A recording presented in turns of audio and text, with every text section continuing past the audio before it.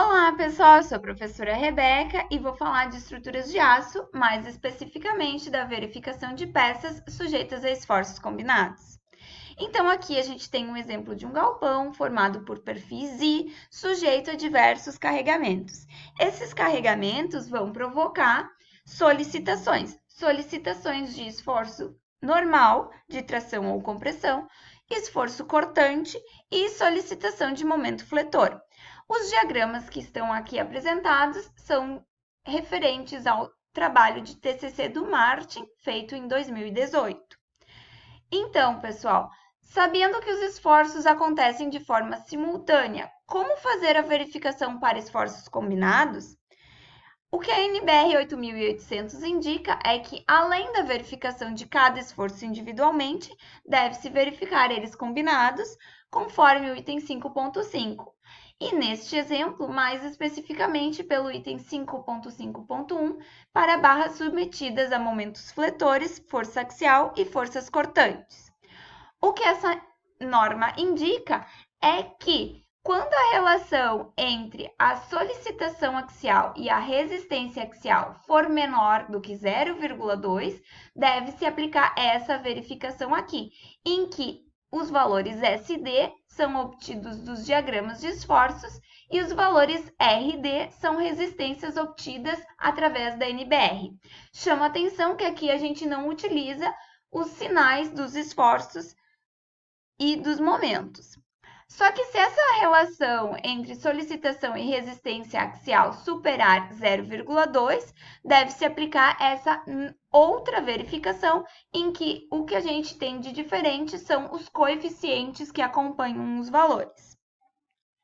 Ok, então vamos ver o exemplo do trabalho do Martin.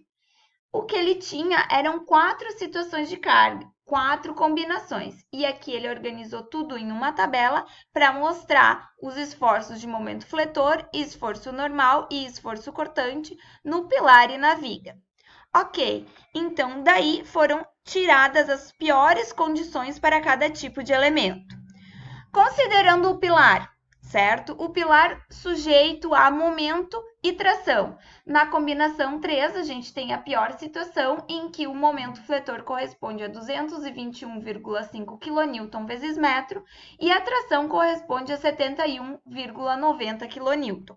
Então, fazendo a relação da solicitação e da resistência, se tem um valor de 0,023, que é inferior a 0,2. Eu chamo a atenção que essa resistência não está aqui descrita, mas pode ser observada no trabalho completo do Martin. Então, sendo essa relação menor do que 0,2, a verificação a ser feita é esta. Observem que aqui não tem a parcela de momento em relação a y, porque a análise foi feita somente no plano, ou seja, não existia momento nas duas direções, apenas em uma direção.